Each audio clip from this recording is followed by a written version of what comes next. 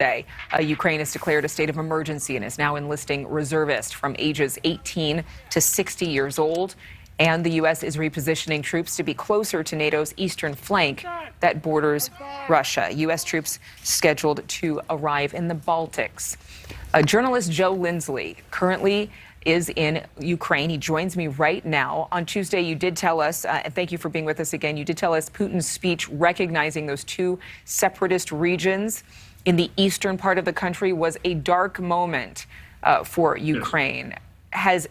What has changed? What has developed as we have heard how emboldened Putin is at this action that he's taking militarily?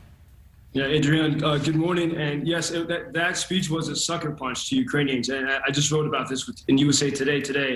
The Monday night, the mood was very dark. But Tuesday and today, I think we see, I've so long heard about Ukrainian civil society and how strong it is from the revolution of 2014. And just in the past 2 days, I've seen it in action, how people in all different businesses and industries are collaborating to be prepared. And even I work with my journalistic colleagues here, and we're making a special newspaper to keep the city informed and raise their spirits in the coming days. But we have people in other industries who are helping to make sure that we have satellite phones to communicate.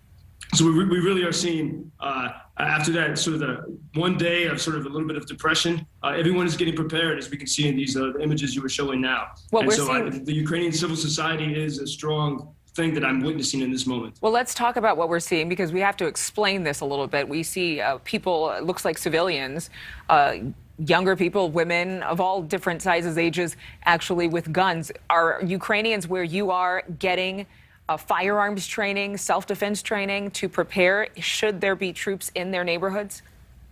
Yeah, and we should reiterate that it is, I mean, all of this, like what we're watching is voluntary. And so these are people choosing to do this of their own volition. Things are not so serious that everything is being mandated from on high. We have, I mean, for example, here in Lviv today, there was a fire, there was smoke at the Russian consulate. This happened also in Odessa, I think yesterday. And so the fire trucks went to put it out and they were not allowed to enter. And so I mean, everyone assumes that documents are being burned and things are getting more serious in that case. But no, we see citizens on their own choosing to train and equip themselves and to be ready. What kind of documents? And I'd say there's a great sense of calm. What kind of documents would be burned? Can you just give a little light about that?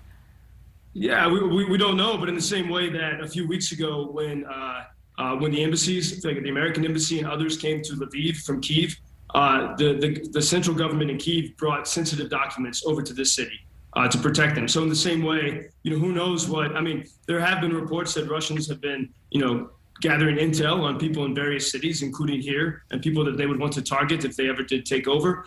And so it's a normal process to do something like that if you're getting ready to leave your embassy. So at that level, the tensions are very high, but we still, and there's a phrase that some Ukrainians are saying is they really want NATO's support. They say there's a Ukrainian phrase, but translated means NATO in every house. But I think that they're also preparing to equip themselves however they have to fight. And we have to realize too that, it's the ongoing invasion has been going on since 2014. And no Ukrainian held no territory that Ukraine has held for the past 8 years has yet been invaded. So when that happens, it will be truly extraordinary. But nothing to that level has happened. I don't want to cut you off, and I know my producers are saying wrap, but I have to get something clear. The territory that they are in now, that territory has been something that Russia has staked a claim for at least the past 8 years. Yeah, they did it very sneakily. And this is where we have to really be precise, because Putin is a very good craftsman with words when it comes to this. But those regions Ukrainians could not access. There were no Ukrainian officials. Some people could go visit their families, almost in some ways like a Gaza type of situation. So it was no Ukrainian government had any control over that land.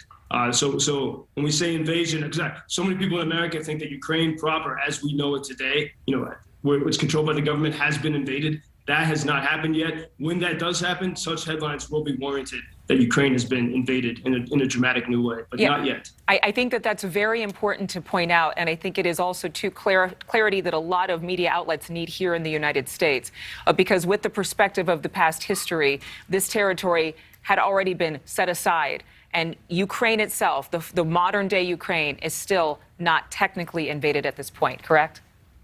Yes, I mean, Ukraine wants that land back, and Crimean Peninsula has been completely occupied by Russia. But yes, correct. Government-controlled territory for the past 8 years is totally intact today. Thank you so much, Joe, and really do appreciate having you there. And thank you for all of your journalism. Thank you so much for watching. Make sure to click on the red subscribe button below so you can get more of NewsNation's fact-driven, unbiased coverage.